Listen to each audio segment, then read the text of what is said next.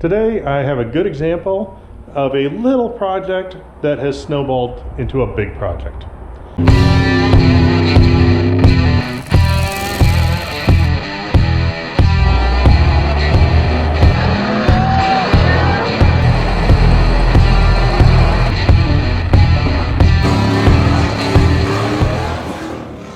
This is my 97 Grand Cherokee. It's a V8 model. It has the 5-speed swap from a Dakota. And it had a set of 31-inch mismatched, worn-out all-terrain tires. These. So I figured one day I'll bring it in and swap those tires for a worn-out, mismatched set of 33's, because bigger is better. Easy enough. Sounds simple. Now, when I drove this on the road, I noticed a little bit of a clunking from the passenger side and the rear. So I figured, take a look at it. Something's probably just loose there. And I found out it was the tire.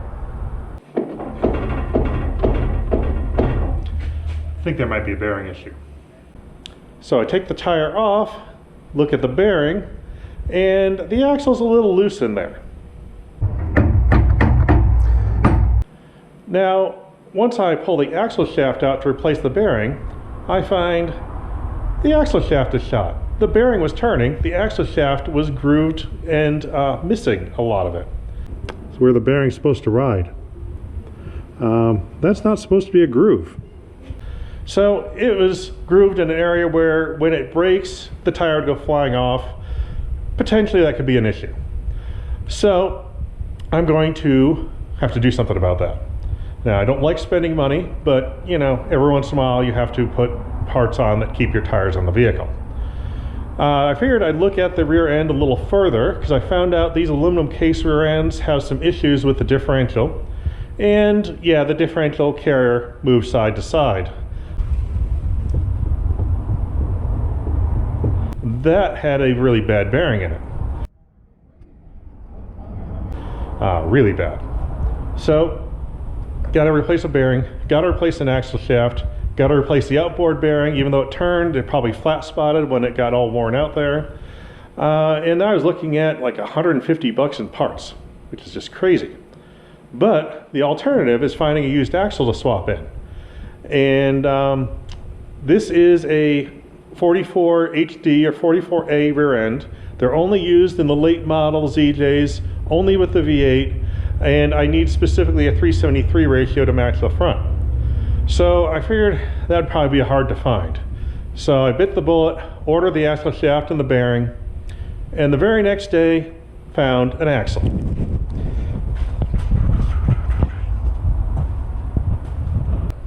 Now I have a complete axle assembly. For $200, got the whole thing and includes a limited slip in the rear end, which I didn't have before as an open diff. So now I've got my new parts on the way for that axle. I've got a complete axle here that's better. So now I've got to swap an axle. So my simple tire change is going to include swapping out the rear axle, taking the old axle, and I figure I'll take that, rebuild it, weld it up, and put it in the drag race ZJ. And so now I've got a giant weekend-long project for instead of changing a tire. Go figure. Getting ready to do the axle swap on this Grand Cherokee. And normally it's a straightforward process. You undo the brake line, you undo the control arms, take out the drive shaft, et cetera, et cetera, et cetera. Now, one twist I'm going to add to this is I've got to swap the brakes too. So the brakes that are on this Jeep are staying on this Jeep. So I'm going to try to swap the axle without taking off a brake line. Leave the entire system connected, I won't need to bleed it afterwards, and it should all work fine. I'm not sure if that's a good idea, but by the end of this video, I'll know, and so will you. Surprisingly light with no axles. The brakes are still there. Let me show you what I did. I hung up one caliper. You have to undo a bolt there on that bracket. There's a clip that holds it here. You just undo that. There is a vent line. Basically, it's like a nipple that sticks out of the axle that holds this block in place. Take that off, you can take the whole block off.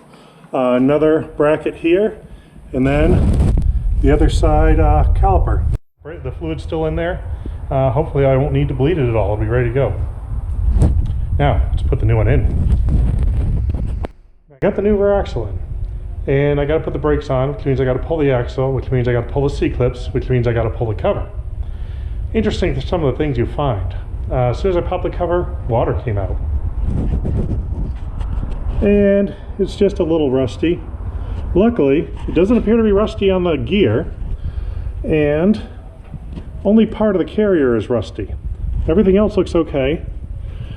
So I'm going to completely ignore that and just fill it with oil instead of water. Time for a status update on the snowballing of this project. I've got the new axle in. That actually went reasonably smoothly. Leaving the brake lines intact actually worked out really well. I'm very happy with that. And I recommend it if you're going to change your brakes over or keep the brakes on your car and change the axle. Take off the whole system and don't bother cracking a line, because that worked well. Now, what didn't work well? I was pulling out the axles in order to install the backing plate, and I found this axle right here. You should be able to see. Oh, there we go. You can see there is a ton of pitting on the axle, and that's the one that came out of the one I'm currently going to use. The old axle that came out of the old rear end has some heat marks in that location, but they're not too bad. And with that pile of parts I ordered are new bearings. So I'm going to, or at least one bearing, and I'm going to put it on this side, and that way I don't have to worry about the axle coming apart right away. I'm going to use the axle shaft from the other Dana 44, my original one, which is better, and ditch the one for the new one, just throw it in the other axle for now to hold it in place, put the new bearing in, a new housing, and hopefully someday I'll drive this thing again. I didn't have the right tool for the job to remove the bearings I need to on this axle. They didn't come out easily. So I went to the local cheap tool supply place and bought myself a slide hammer and bearing puller set, which uses collets that expand and didn't really look like they'd have the right grip. So I also bought their rear axle bearing puller set, figuring now I should be all set. So I pull out the slide hammer, pull out the tool that goes on the end. They don't fit each other. We've got a female 9/16 coarse thread here, a female 5/8 fine thread here. So you can't use their adapters with their tool they sell. Now, I happen to have a 9/16 coarse bolt and a 5/8 fine bolt. So we're going to make an adapter for the adapters.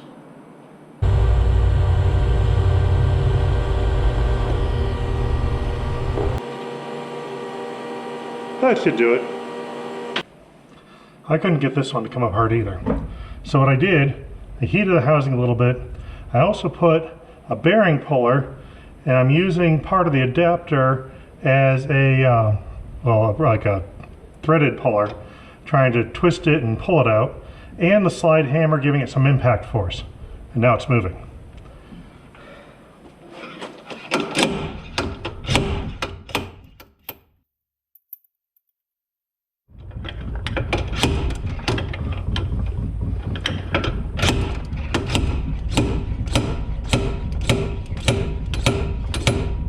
There we go.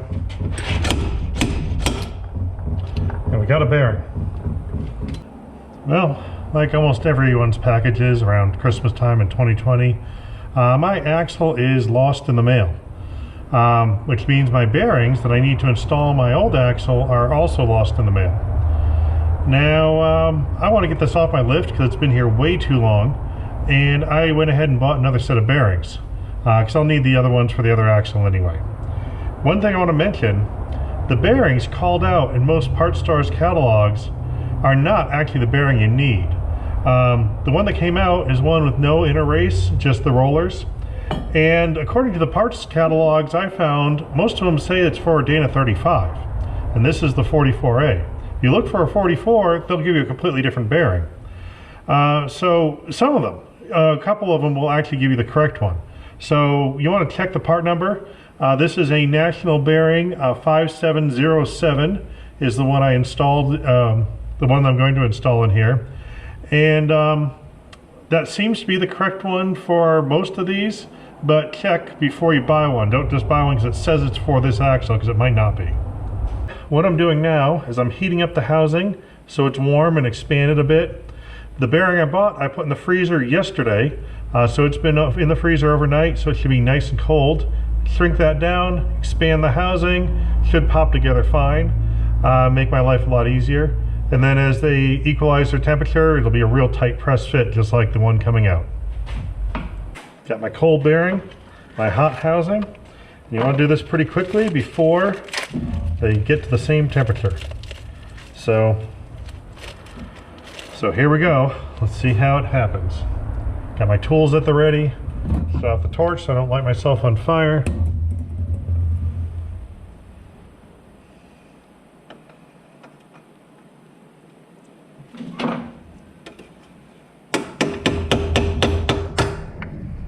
One thing you can do, if it doesn't go in straight, you can hit the side that's sticking out a little bit. That straightens it up. If it cocks to the side, it's going to jam up on you and make your life miserable.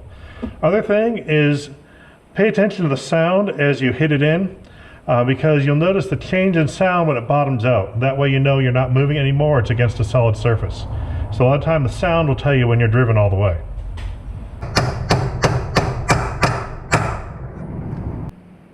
Now the oil seal, national part number 4857. Again, not the only one in the book for this axle. Add some brakes to this axle. There we go. As much problems I've been having with this build, and this axle in particular, I had to do something to remind myself that working on Jeeps is supposed to be fun. So, I painted the diff cover. Then I realized, as I was figuring out which orientation to paint it, that I'm going to really need this reminder when the Jeep's upside down.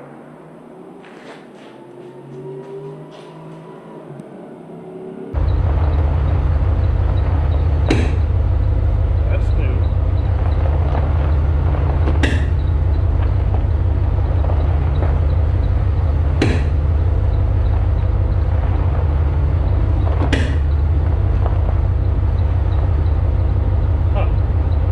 Probably have to fix that. I found the source of the noise in the front end of this Jeep. The tires don't fit.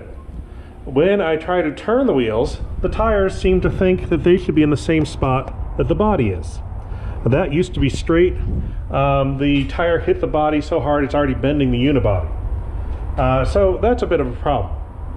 Now, one way I could deal with this is an aftermarket suspension that lifts it either higher or move the axle forward a little bit, and that would work and probably be the best solution, but it sounds expensive, and I don't like expensive. However, I decided that I like these tires a lot more than I like this body, and Sawzall blades are cheap. So we're going to make this tire fit. I'm going to cut out whatever hits, and whatever's left over, I'll weld up, and it'll be perfect. Got my Sawzall. That tire's going to fit soon. Now, I actually played to the other side a bit, took a little time figuring out where I wanted it, but I'm going to show you on this side where I came up with. I had the piece, I cut off of the other side. We use this as a template. What I did is I took a line from this arc, drew a tangent out backwards for my first cut. And I'm going to line this up here to make a mark right in this body seam, or body feature. Now, if you do want to do this, I'll make the measurement for you. That's about 1 3/4 of an inch. So 1 3/4 to cut off, going up to a tangent point up here. So, get my straight edge.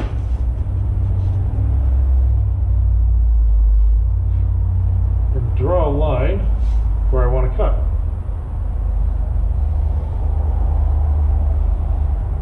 If I don't get it exact, I'll just go in with a flap wheel and clean it up.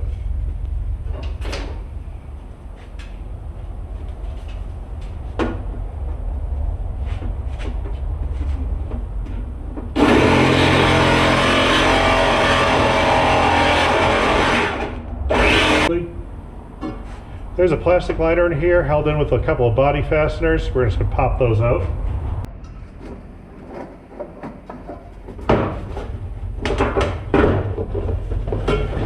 Plastic liner. Sound deadening. Huh. Antenna wire. Yeah, maybe someday I'll need that. Now we have the fender clearance here. I'm also hitting this body seam. So we're going to take that out entirely and weld it back up so we connect everything. Because you'll see there's a few spot welds in place here. Those spot welds are kind of important. The factory put them there for a reason. It kind of holds the whole thing together. So once we cut these off, we're just going to run a bead of weld down it and connect all those panels back up.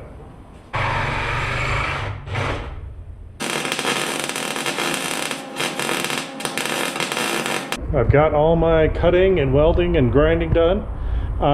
It actually does have clearance. Not a lot, but a little bit. Show you what I got here. You can see there is a gap between the tire and the inner fender there. Now that's not much of a gap. It'll work when the car's level. When it articulates, it'll probably rub, but there's no sharp edges anymore. So even if it rubs a little bit, I don't think it's going to be a big deal. But I'll find out, because now I get to test it. This here is the same hill that I tested my locker on my 4-liter ZJ. And lockers work great on situations where you have a tire in the air.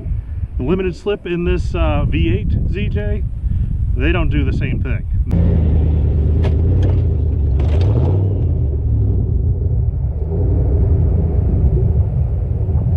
They really need both tires to have a little bit of traction to work. So I'm not going to bother stopping and hanging a tire in the air. I'm going to just use the V8 power.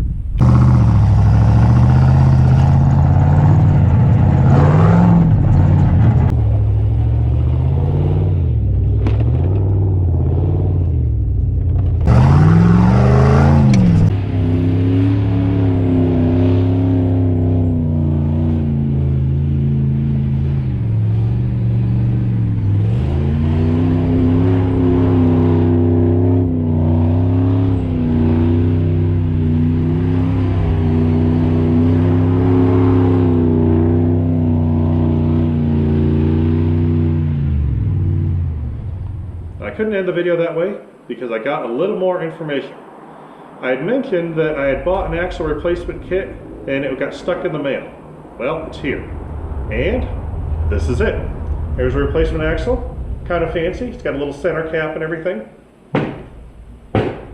Everything looks like it works. I haven't installed it yet, but I don't see any issues that would be a problem with the axle itself.